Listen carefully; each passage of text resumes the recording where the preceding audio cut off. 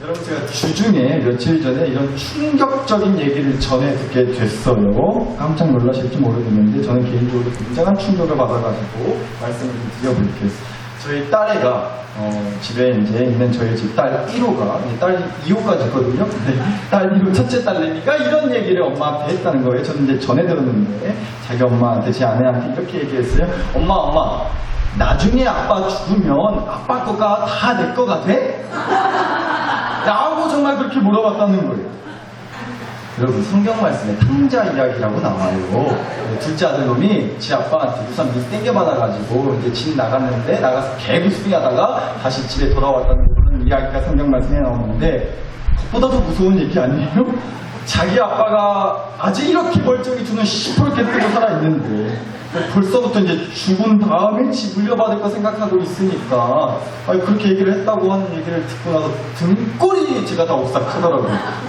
그런데 그게 또 끝이 아니었어요. 그게 다가 아니었고요. 그 얘기를 정말로 이제 옆에서 같이 듣고 있던 딸 2호 둘째가 이러더라는 거예요.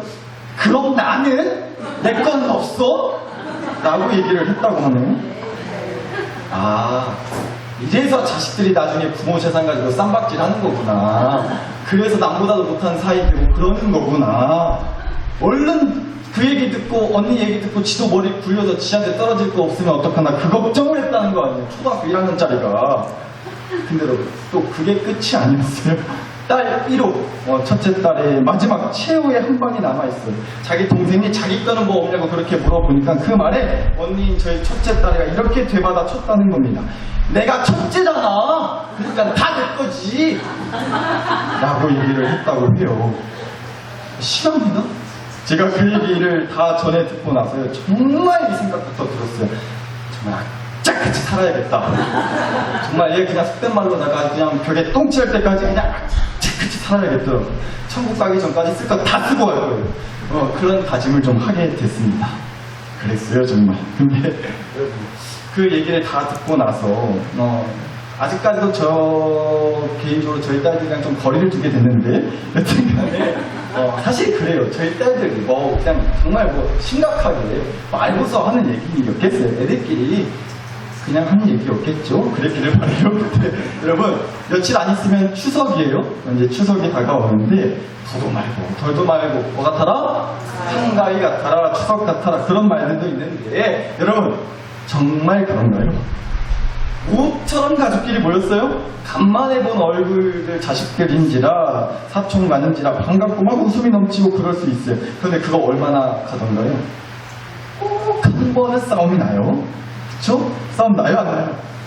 그 땅을 팔면 되겠냐 안 되겠냐, 밭을 내놔라 내놓지 마라, 그래서 결혼을 할 거냐 말 거냐, 애를 낳을 거냐 말 거냐.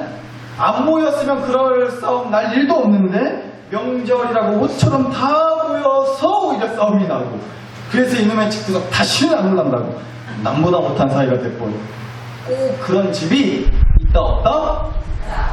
내 집 얘기 아닌 것처럼 그렇게 잊지 마시고 집집마다 다 그렇지 않냐는 거예요. 안 그런 집이 어디 있어요?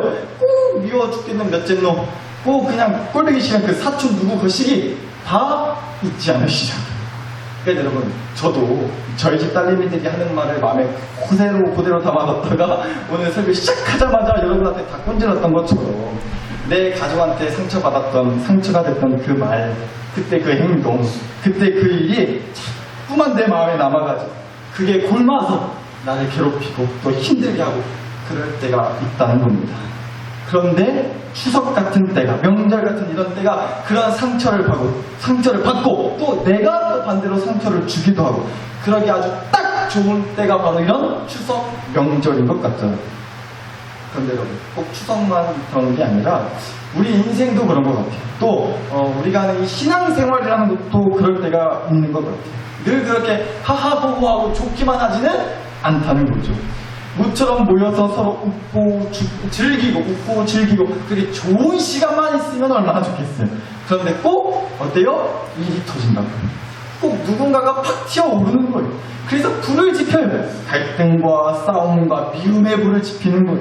그래서 희청하고 삐끗하고 심하면 이제 와르르 무너지게 되는 거죠.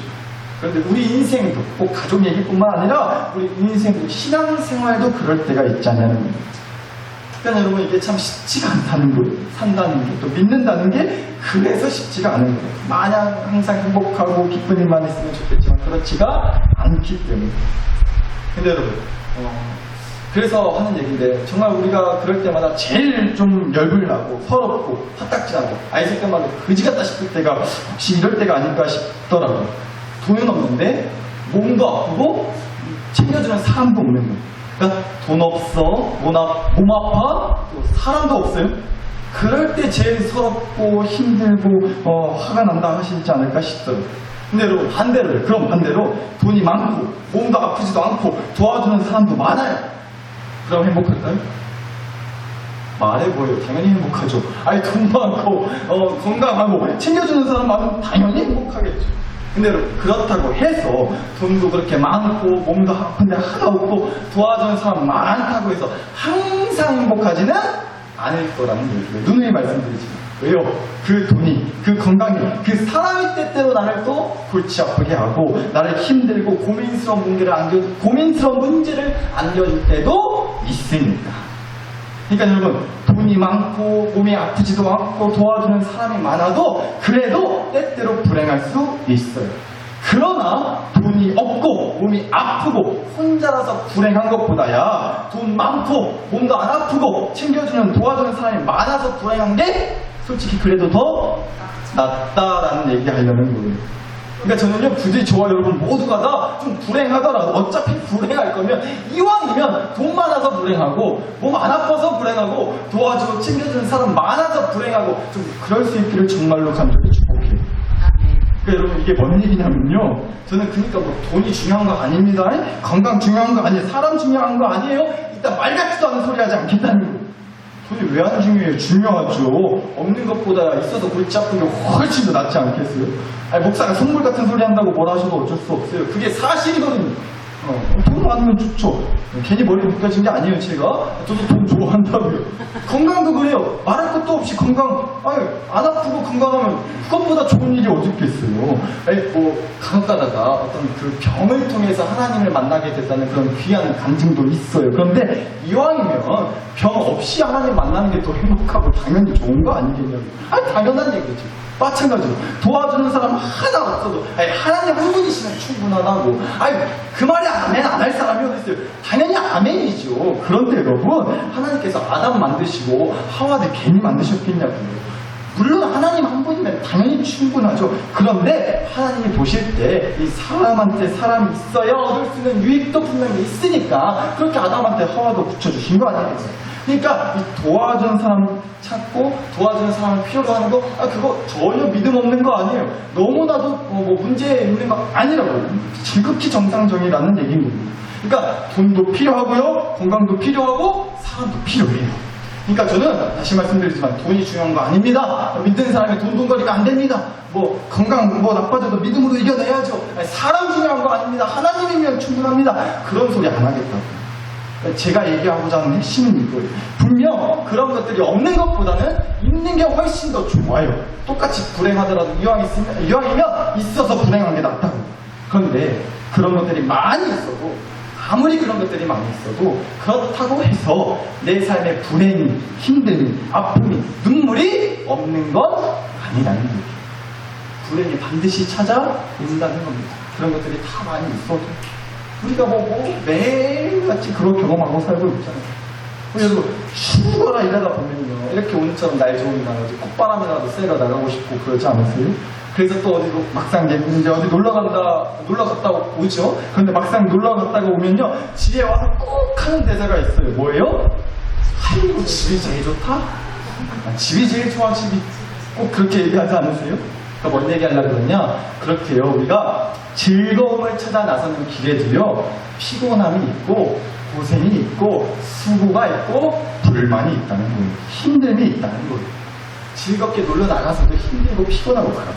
그러니까 우리한테는 그렇게 불행이, 힘듦이, 아픔이, 눈물이 있을 수밖에 없다는 겁니다. 그런데 그래서 한번 생각해 보게 됐어요.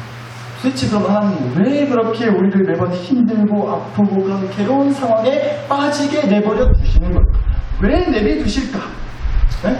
사랑하는 아들, 사랑하는 딸이라 하시면서 자식들이 이렇게 힘들어 죽겠다고, 아파서 뒤지겠다고, 사는 게 먹겠다고 매 주마다 앞에 나와가지고 주저 끙끙 앓고 있는데 어찌 매번 그렇게 힘들고 아프고 뭔가 괴로운 상황에, 부족한 상황에, 금방이라도 뭔 일이 터질 것만 같은 그런 불안한 상황에 빠지도록 내버려 두시는 걸까? 아주 그냥 정말로 후딱지가 나서 따지듯 설교를 준비하고 있었는데요. 문득 이 유명한 성경의 말씀, 이 사건을 생각나게 해주셨어요. 바로 요한복음 2장에 나오는 사건이 예수님께서 이 땅에서 처음 뭔가 놀라운 기적을 보여주신 사건이었어요. 물을 포도주로 바꿔주신 사건이에요. 말씀 한번 찾아보실게요. 요한복음 2장 1절에서 3절 한번 보시겠습니다. 사흘째 되던 날 갈릴리 가나에 홀례가 있어 예수의 어머니도 거기 계시고 예수와 그 제자들도 홀례의 청함을 받았더니 포도주가 떨어진지라고 나옵니다. 쉽게 말해가지고 예수님이 어디 결혼식 잔치에 초대를 받아서 제자들이랑 같이 가시게 됐다는 거예요. 그런데 그 잔치집 입장에서 아주 큰 일이 터졌다는 거죠. 뭐가 떨어졌다고요? 포도주가 떨어졌다는 거예요. 아니, 포도주 떨어진 게 뭐 그렇게 큰 일이다냐 하실지 모르겠는데, 여러분, 이 당시에는요, 결혼식을 했다면, 뭐 지금처럼 어디 식장 빌려가지고, 뭐 결혼식하고, 뭐 뷔페 가서 밥 먹고, 뭐 아무리 뭐 그렇게 길게 잡아도 하루에 다 끝나요? 지금은 그렇잖아요. 그런데 이 당시의 결혼식은요, 했다 하면 기본이 일주일이었다고요. 결혼식을 일주일이다, 일주일. 7일 동안이요. 원룸의 결혼식을 일주일이나 한다니까 지금 같으면 큰일 날 소리잖아요. 여러분, 결혼식이라는 게 보통 일이에요?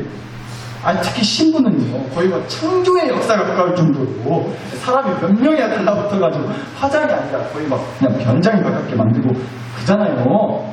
하나님도 못 알아보실 정도로 막 그렇게 사이롭게 창조를 해놓는데 그런 일을 하는 게 보통 일이냐? 또 얼마나 정신이 없어요. 여러분, 솔직히 우리가 결혼식 왜 가요? 결혼식 왜 가세요? 외곽인들 축하해주러 가죠. 네, 결혼식 축하해주러 가는 건데, 솔직히 우리가 결혼식 가서 가장 먼저 찾는 게 뭐예요? 식장이 들어가는 게 아니라 뭐부터? 식권부터 받으러 가지 않냐고. 뷔페 중요해요. 뷔페. 결혼식 가서 먹는 거 너무 중요하다고요. 근데 여튼 간에 일주일, 하루만 우리가 그렇게 뭐 음식 준비하고 뭐 이렇게 준비하는 것도 머리가 아픈데, 일주일 그 준비를 한다고 생각해보세요. 보통 일이 아니었단 말이에요. 그리고 특히나 이때에 더 무엇보다 중요한 건 말씀드렸지만 그 음식이 무엇보다 중요했어요. 일주일이나 잔치를 하니까, 결혼식 잔치를 하니까, 결혼식은 하루 하는데 잔치를 일주일 하는 거예요. 그래서 그 잔치를 하면서 가장 중요한 게 당연히 뭐겠어요? 잔치 음식이지 않겠냐고요. 먹을 거 마실 거예요. 그런데 이때에는요, 포도주, 말씀에 나오는 그 포도주가 거의 물이고 음료수였던 거예요. 그러니까 포도주가 떨어지면 다른 마실 거 먹으면 되지 않냐고 할 수가 없어요. 포도주밖에 준비 안 해요. 그러니까 포도주 떨어지면 마실 게 아예 뚝 떨어지는 거예요. 그리고 된통 욕을 먹는다고요. 뭔 놈의 잔치를 있다고 준비해놨냐고, 성의 없이 막 그렇게 욕을 먹을 수밖에 없는 그런 아주 위험한, 아주 난처한 상황이었다는 거죠. 그런데 여러분, 그 상황에서 우리 예수님이 이렇게 하셨다는 거예요. 요한복음 2장 6절에서 9절 마저 보실게요.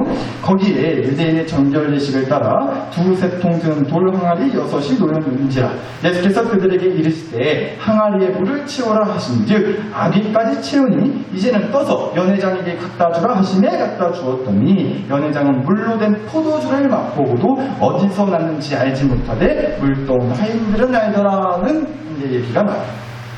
예수님께서 항아리에다가 물을, 이제 포도주는 떨어졌으니까 물을 가득 채우라고 하셨어요. 그리고는 사람들을 시켜가지고 선임들한테 그 물을 퍼다가 줘라, 그렇게 얘기하셨단 말이에요. 그랬더니 분명히 항아리에 물을 채워서 이제 항아리에 채울 때만 하더라도 물이었는데 손님들한테 갖다 줄 때 보니까 그 물이 뭐가 됐어요? 포도주가 됐다는 거예요. 물이 한순간 갑자기 포도주가 됐다고. 여러분, 이게 말이 돼요? 이게 말이 되는 얘기예요? 여기 컵에 물이 있어요. 물이에요, 여러분. 이게 색깔이 물이 비례해도 물입니다. 근데 잘 보세요. 이 물이 변하여 포도주가 될지어다. 아멘. 네, 했어요. 했습니다, 분명. 잠깐만요.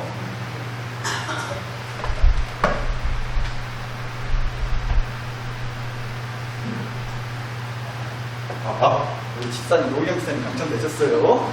중요한 질문 이제 맡으실 거예요. 제가 5,000분 내려왔습니다. 이해하고 들어주세요. 여러분, 분명 이거 물인데 제가 방금 포도주가 될지어다! 그렇게 선포했습니다. 집사님, 이거 제가 입 안 된 거거든요. 진짜로. 그러니까 드셔도 되세요. 한번 드셔보세요. 아셨죠? 집사님 마셔주셔야 설교를 마저 할 수 있어요. 드셔보세요. 집사님, 드셨습니다. 근데 또 그러실까봐 누구만 주고 우린 안 주냐고. 혹시 이거 진짜 한번 드셔보고 싶으시고 손 드세요. 배달 갈게요. 혹시 안 계세요? 안 계시죠? 네, 그럼 다시 올라가겠습니다.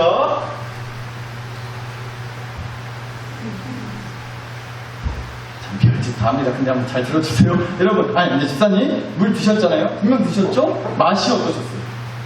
물 맛이 어떠셨어요? 맛이. 그게 빨리 질문하면 대답하지 마시고 제가 특별히 그냥 포도도 아니고요, 비싼 샤인머스켓 포도만 놔둬서 폈거든요. 방금 마음속으로 그런 마음으로 선포했거든요. 다시 질문 드려볼게요. 물 맛이 어떠셨어요? 네? 물 맛이. 대답 잘하셔야 돼요. 오늘 설교 아주 중요한 부분인데 지금 어떠셨다고요? 그냥 물 맛이. 네, 여러분 물 맛이 났다고 하십니다. 우리 집사님께서. 여러분 이렇게 우리 집사님이 정직하세요. 이렇게 맑으시고 깨끗하시고 투명하세요. 그래서 찬양 인도할 때 그렇게 은혜로운 거예요. 감사합니다. 이렇게 정직하게 대답을 해주셔가지고 살짝 당황스럽네요. 여러분 제가 방금 물을 가지고 물이 변하여 포도주가 됐지어다. 감히 예수님 흉내 냈어요. 이단 아니에요? 감히 그랬어요? 근데 여러분 사실 제가 방금 한 짓이 말이 되는 거예요 지금 이게? 우리 집사님이 저 생각해가지고 물에서 포도 맛이 난다고. 진짜로 물에 포도 맛이 난다고? 그렇게 말이라도 해주려고 목사님 측면 생각해서 그렇게 해주고 싶어도 포도맛 비스무리한 맛이라도 나야 포도 맛이 난다고 할 텐데 어떻게 그럴 수가 있겠냐고. 그래서 다시 질문. 요한복음 2장 말씀 보셨어요? 예수님이 물을 포도주로 바꿔 주셨대요. 이거 말이 돼요? 안 돼요? 물이 포도주가 됐대요. 말이 되는 거예요?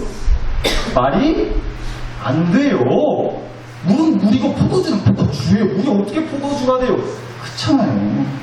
우리의 머리로는 도저히 이게 말이 안 되는 거예요. 우리의 머리로는. 그런데 여러분, 예수님 머리로는 그게 말이 된다는 거예요. 당연히 우리는 안 되지만, 목사 그런 능력이 없어요. 없습니다. 죄송하지만 저는 그런 능력이 없어요. 목사는 그런 능력이 없지만 당연히 우리 예수님은 되신다는 거예요. 예수님께 그런 능력이 당연히 있다 없다? 있다고 믿는다고. 믿어요 정말로 저도. 그럼요. 우리 예수님한테 물을 포도주로 바꾸는 건 일도 아니시죠. 그런 능력의 주님이시라고 믿습니다. 아멘이요. 저는 아멘이요. 근데 여러분 그래도 화딱지가 나더라고요. 그래도 화딱지가 나더라고요. 방금 전까지 아멘 잘해놓고 또 화딱지가 난다고 한다니 하실지 모르겠는데, 그러니까 여러분 보세요. 그렇게나 쉽게 물을 포도주로 바꿔주실 수 있는 능력이 있으신 분이 애시당초 포도주가 떨어질 일이 없게 막아주실 수는 없었냐는 거예요. 왜 또 내비두셨냐는 거예요. 그 생각에 감히 화딱지가 나더라고요. 그러니까 보세요. 앞서 말씀드렸지만 하나만 우리 하나님 그러니까 내비두신다고. 그 어려운 상황, 그 힘든 상황, 그 문제의 상황이 벌어지도록 그냥 내버려 두신다는 거예요. 가족끼리 싸움이 일어나고 갈등이 일어나기 전에 막아주시면 좋았으려만, 통장에 돈이 부족하고 텅텅 비고 다 바닥나 버리기 전에 도와주시면 좋았으려만, 아플 대로 아파서 더 이상 수술도 못하고 손도 못 쓴다 소리도 듣기 전에 건강하게 해주시면 좋으련만, 그렇게 문제가 다 터지고 나서 다 바닥나고 도저히 답이 없다 싶은 그 상황까지 내비두신다는 거예요. 그런데 그렇게 감히 하나님한테 따져대는 저한테 이 물이 변하여서 포도주가 된 사건의 말씀을 통해서, 요한복음 2장의 말씀을 통해서요, 하나님께서 또 세상 이런 깨달음을 주셨어요. 오늘 그거 나누려고 한번 따라서 해주시면 감사하겠습니다. 오늘은 어째서 따라서 하라고 안 시키나 아실 것 같은데 한번 따라서 해주시면 감사하겠습니다. 정말 중요한 사실이 한번 같이 외쳐보실게요. 따라서 해주세요. 하나님은 떨어지지 않게 해주시는 분이 아니라 떨어진 걸 채워주시는 분이다. 그거예요. 나사렛 교식들 하나님은요 떨어지지 않게 해주시는 분이 아니라 떨어진 걸 뭐 해주시는 분이라고요? 채워주시는 분이라고. 정말 마음에 안 들어요, 솔직히. 다시 말씀드리지만 시당초 떨어질 일이 없게 하실 수 있었잖아요. 충분히 그럴 수 있는 능력이 있으신 분이잖아요. 그런 분이라고 믿고 있는데 그냥 떨어지지 않게 해주시면 되는 거 아니냐. 그게 더 간단한 거 아니냐. 왜 그렇게 떨어질 때까지 내비두시냐고. 솔직히 마음에 안 들어요. 그런데 어떻게 해요? 그게 하나님의 뜻이라 하시고 하나님의 방식이라고 하시는데 내 마음에 들고 안 들고를 떠나서 따를 수밖에 없죠. 그런데 그렇게 따지듯 뭐라 하고 싶지만 이해가 되지 않지만 그럼에도 감사할 수 있는 건 감사할 수 있는 것, 그럼에도 안심이라고 한숨 돌릴 수 있는 건 다행이고요. 정말 다행이고요. 우리 하나님이 떨어진 걸 채워주시는 분이시라는 거예요. 우리가 그걸 믿고 사는 거 아니냐. 그런 능력이 있는 분이시기에 그거 붙들어야 되지 않겠냐는 겁니다. 알아요, 알기는. 떨어져도 잘 안 채워주시더만. 그렇게 채워달라고 해도 잘 안 채워주시던데. 그럼요, 그럴 때 많죠. 근데 그럼에도 우리가 붙들어야 돼요. 어쩔 수 없어요. 그럼 누가 채워줄 건데? 누가 물을 포도주로 바꿔줄 수 있어요? 방금 보셨잖아요. 저는 당연히 그런데 또 그 누구를 찾아가시겠어요? 누구 바짓가랑이 붙드시겠냐? 줄 잘 서셔야 된다고. 진짜 능력 있는 분의 바짓가랑이를 붙잡고 거기 줄 서야 되지 않겠냐. 우리는 그 분이 바로 하나님이라고 믿는 거예요. 사랑하는 식구. 그러니까 오늘 우리에게 주신 이 말씀, 오늘 우리에게 주신 말씀을 기억하면서 꼭 이걸 받아가실 수 있었으면 좋겠더라고요. 오늘 주신 말씀이었죠? 이사야 40장 31절 말씀. 오직 여호와를 앙망하는 자는 새 힘을 얻으리니 독수리가 날개치며 올라감 같을 것이요. 여기까지. 익숙하신 말씀이실 것 같아요. 찾아보니까 제가 이 말씀 가지고 설교도 했더라고요. 그럼에도 다시 우리가 이 말씀을 오늘 새기고 갔으면 좋겠어요. 오직 여호와를 앙망하는 자는, 그러니까요, 여호와 하나님 바짓가랑이 붙잡고 사는 사람은요 새 힘을 얻게 되는데 꼭 뭐 같을 것이라고요? 독수리가 날개치며 올라감 같을 것이요 라고. 사랑하는 식구 여러분, 우리는 늘 잔잔한 바다를 기대해요. 파도치지 않고 정말 잔잔하게 평화로운 바다 같은 인생을 꿈꾸죠. 근데 여러분 어쩔 수 없어요. 설교 시작 때부터 말씀드렸어요. 불행은 항상 찾아올 수밖에 없어요. 그 문제와 아픔은 늘 우리를 끝까지 쫓아오고요. 하나님은 떨어지지 않게 하시는 분이 아니라 떨어지는 걸 채워주시는 분이라고 했어요. 그래서 때때로 이해는 되지 않지만 막 파도가 치고 또 막 태풍이 불고 쓰나미가 일어나고 그런 바다가 되기도 하는 순간들이 이해가 되지는 않지만 그 바다에서 파도와 태풍과 쓰나미를 맞설 수 있도록 그 떨어진 걸 채워주시는 하나님이 우리가 탄 배에 돛을 달아주실 거라고 믿자는 거예요. 그 돛으로 그 바람을 잘 맞서서 기어코 목적지에 도착할 수 있도록 해주실 거라고 믿고 살아가자는 거예요. 마찬가지라고. 우리 하나님은 떨어지지 않게 바람을 막아주시는 게 아니라 떨어지지 않게 바람을 타고 오를 수 있는 독수리의 날개를 채워주신다고 우리가 믿고 살아갈 수 있었으면 좋겠다고. 그래서 기도했으면 하는 거예요. 우리 오늘 그 독수리 날개를 받아갈 수 있게 좀 해주시라고. 내 영혼이, 우리 아들, 딸이, 우리 가족이, 우리 교회가 그 강한 날개를 가지고 어떠한 강한 바람에도 오히려 그 바람을 타고 더 높이, 더 멀리, 더 오래 바람을 타고 오래 날아갈 수 있도록 날아오를 수 있게 해주시라고 시간 다 함께 주여 한번 부르고 주신 말씀과 은혜를 기대어 우리 한번 마음과 간절히 기도드리도록 하겠습니다. 주여 한번 부르고 기도합니다. 주여